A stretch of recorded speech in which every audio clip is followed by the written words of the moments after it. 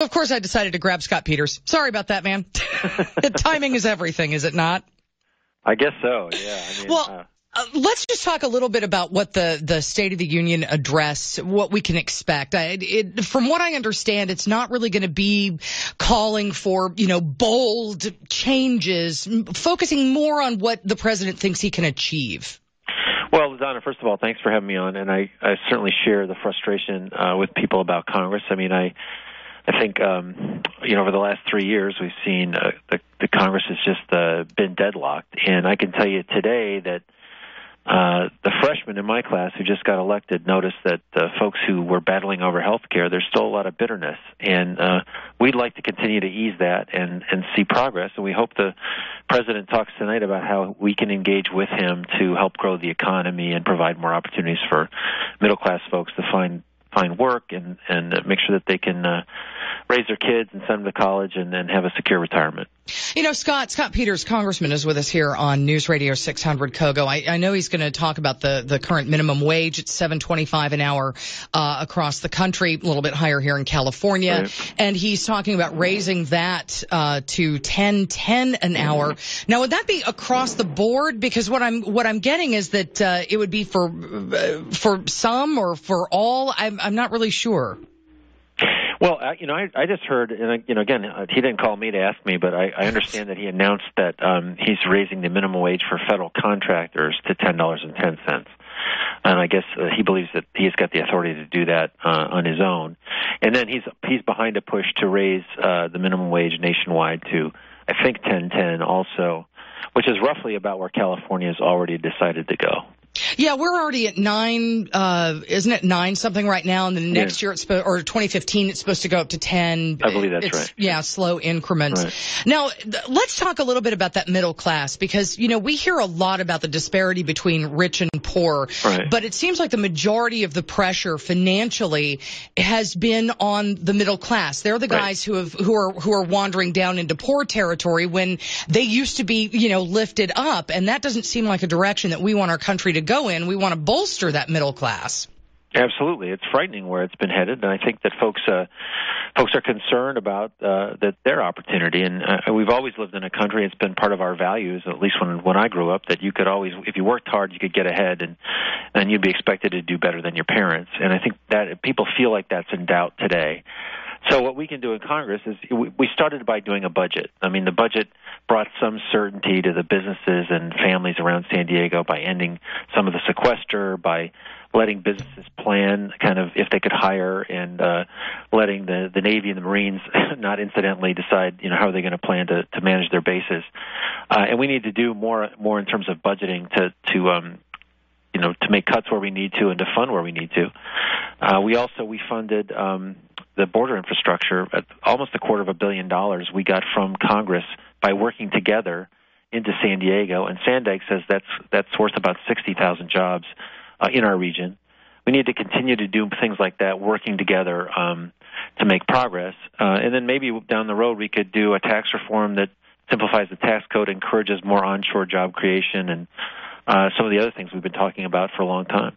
Yeah, if we could simplify that code just, from me to you. I don't know if that's going to hold any weight, but I'd appreciate that. Yeah, no, but that's why we're here. I think the thing about the border infrastructure, it was a great surprise to be able to do that. We started out with that as the regional priority for the business community in San Diego, and things looked like nothing was going to get done. And so just to see at the end, we did get a budget for the first time in 3 years.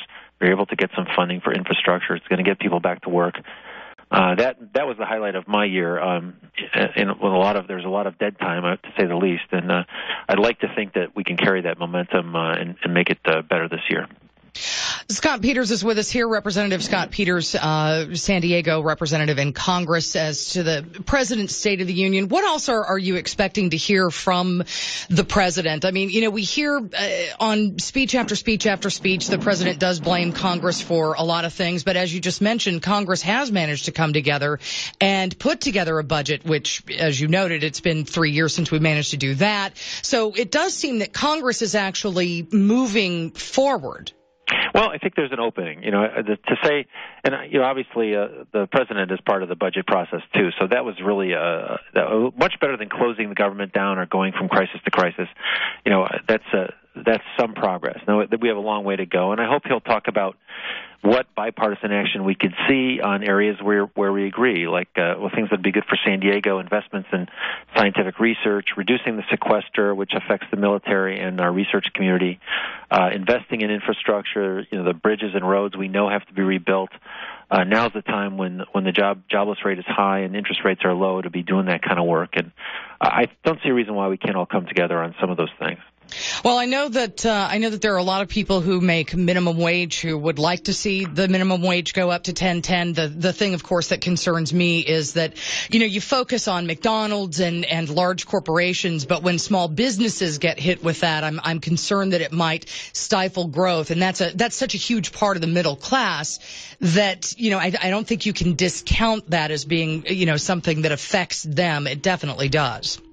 No, I understand that. Like I said, in California, we're going to 10-10 anyway. And to me, you mentioned McDonald's. I might pay a couple cents more for a Happy Meal if I knew that someone would be able to feed their family with it. So I don't have a particular objection to it. I don't think it's the end all and be all that solves the entire problem, but because there's a lot of work we need to do on getting the economy going and creating opportunity across the spectrum.